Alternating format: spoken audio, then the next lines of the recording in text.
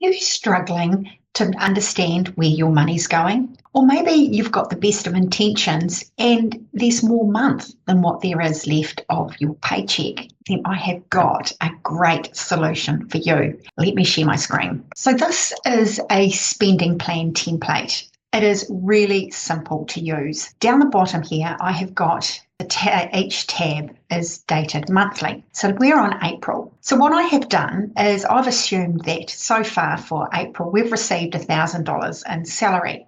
Let's say we've just had another paycheck come in and this time it's for $1,500. So we just increase that to $2,500. Or whatever your income is. Let's say we've also received a dividend maybe from some shares that we've got. We've got a little side hustle going and that regularly brings us in a little bit of money. So let's pop that in as well. So the idea is each time you receive any income of any sort, you pop it into the income column. Now, it doesn't matter with your salary or wage, whether you're paid weekly, fortnightly, or monthly, it will all work out. Underneath that, I've got different tabs, as you can see here: transport, insurances, home, family, any savings goals, if you've got pets, personal expenses, entertainment, food, debt, subscriptions that you may have, giving such as gifts, and finally, well-being.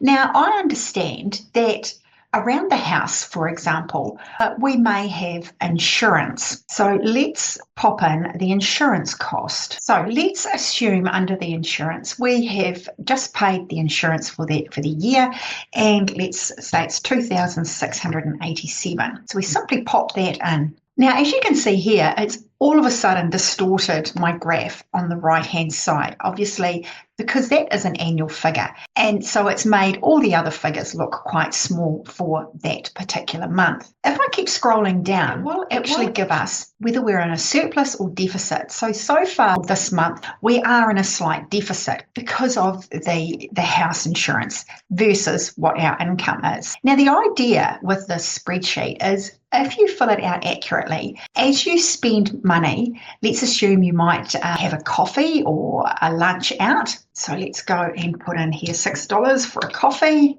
And we might have had lunch, that's $18. So again, and we pop it into the respective columns. It also breaks it down to say, okay, this is how much we've spent on personal expenses for the month.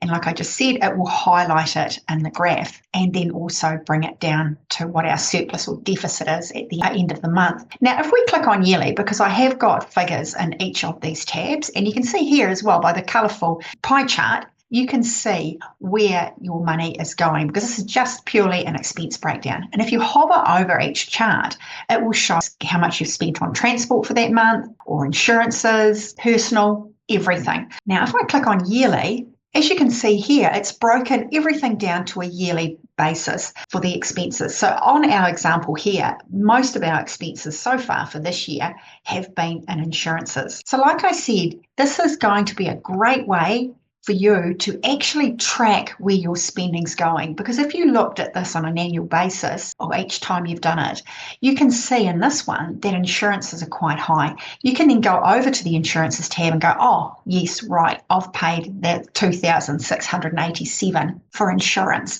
And obviously over an annual basis, it will become quite relative and that figure will obviously diminish as your other expenses increase. But that's the idea of it, to be interactive, to be as good as the information that you're putting in, but to actually give you a complete breakdown as to where your money is going each and every month. And then hopefully from that, it will highlight to you if there's perhaps any areas that you want to make changes to.